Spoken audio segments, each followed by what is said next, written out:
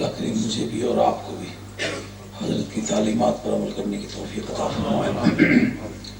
واقعی ہم لوگ دنیا میں ایک تاریخ رکھنے والی قوم ہیں جنہوں نے خالی ہاتھ بڑے بڑے کچھ غلاموں کو، دنیا کی دو بڑی طاقتوں جس طرح پرشین امپائر تھا اور رومن امپائر تھا، اس وقت ان کے پاس جدید ترین اسلحہ جات موجود تھے اور مسلمانوں کے پاس ٹوٹی ہوئی تلواریں تھیں، لیکن ان کا عقیدہ سچا ہونے کی وجہ سے وہ سب پر غالب آئے تھے۔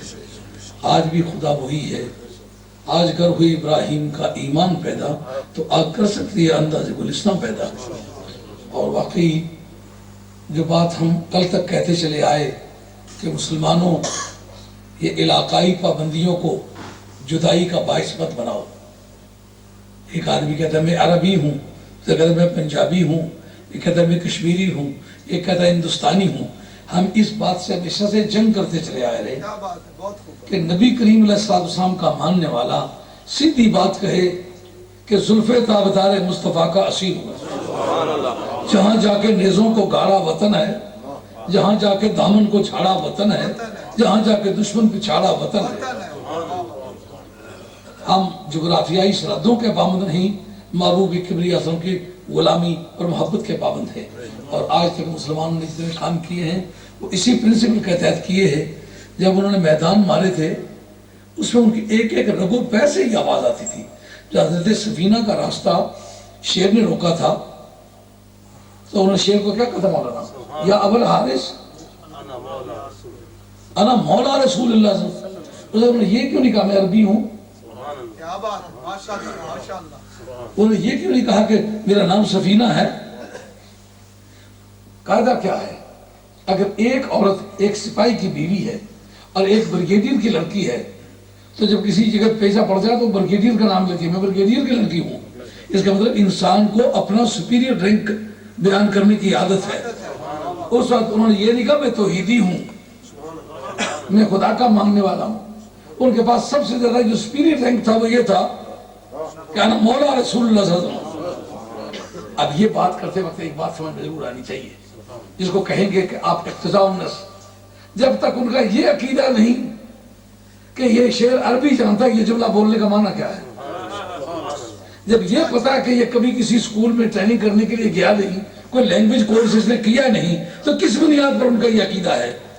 اس لیے یہ بات پہلے تسلیم کروانی پڑے گی کہ ان کا یہ عقیدہ تھا کہ رہے کائنات میں اس کو پتہ نہ ہو کہ آفیشل لینگویج کون سی ہے، کائنات کے شہنشاہ کی بولی اس کو جاننا پڑے گی۔ کیوں؟ ابھی نہیں مولانا بیان کیا کہ معقول تقول فی حضور انگلینڈ میں بھی یہی سوال ہوتا ہے، انگریزی میں ہوتا ہے، پنجاب میں جب موت واقع ہوتی ہے تو اسی طرح سوال عربی میں ہوتا ہے، پنجابی میں ہوتا ہے۔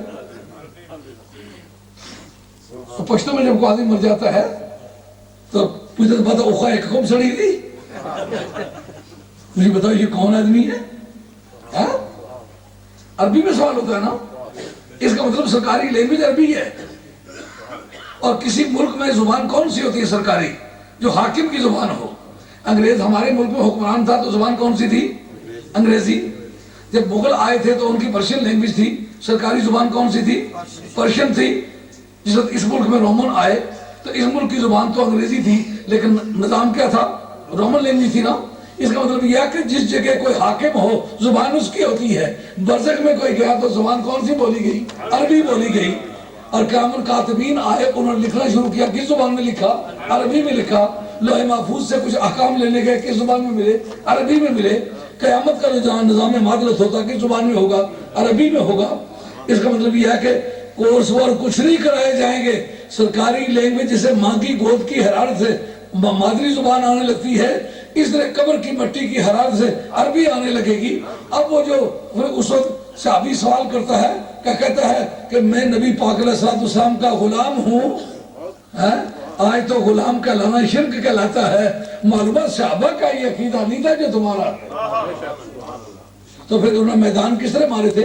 اس وقت شیر نے ایک کتے کی طرح خوشامد کر کے دمیں لانا شروع کر دیا، پاؤں کو آ کے سونگا اور ساتھ چلا، راستے میں جو بھی جانور ملتا ہے جا کے اس کو سونگتا، اپنی بولی میں کچھ کہتا کہ اس کو نہیں چھیڑنا، یہ مولا رسول اللہ صلی اللہ علیہ وسلم ہے۔ جب لشکر کے آمنے سامنے آیا، آنکھوں سے آنکھیں ملائی کہ آپ منزل پہ پہنچ گئے ہو، اجازت چاہتا ہوں. ہاں تو اس کے پاس اصل بات کیا تھی؟ سرکار کی غلامی تھی. اب جس وقت کے پنجاب کا رہنے والا دوبارہ پنجابی ہو گیا، ہندوستان کا رہنے والا دوبارہ ہندوستانی ہو گیا، اور کشمیر کا رہنے والا دوبارہ کشمیری ہو گیا. یہ تو اسلام کے آنے سے پہلے بھی تھے. ترکی کا رہنے والا وہ ترکی ہو گیا. یہ جو میدان مارے تھے ترکی بن کے تو نہیں مارے تھے، پنجابی یہ کشمیری بن کے تو نہیں مارے تھے، نبی پاک کا غلام بن کے مارے تھے. اب جب غلامی کا تونگ پھینک دیا، اسلام سے پہلے جو کچھ تھے وہی بن گئے. کہاں سے چلے تھے کہاں آ گئے، جہاں سے چلے تھے وہاں. آج بھی اس کا حل یہی ہے. آج اسلام کی بنیاد پر اکٹھے ہو جاؤ. اس وقت 2 دن پہلے عید تو کرا دی جاتی ہے کہ لوگ ہمیں مذہبی پیشوا مان لیں، سب یہ مان لیں کہ یہی مذہبی پیش. اس بارے میں تمہیں کیوں غیرت نہیں آئی کہ مسلمانوں کی عزت لٹنے لگی ہے؟ آج ہماری سیادت اور قیادت کیوں نہ کام کرے؟ آج ہم بڑے بن کر کے کیوں نہ ان کے سامنے 4 دیواری کی طرح کھڑے ہو جائیں؟ یہ تمہاری غیرت کا جنازہ تمہارے اپنے کندھوں میں نہیں ہے؟ مولانا نے بہت خوب باتیں کی ہیں.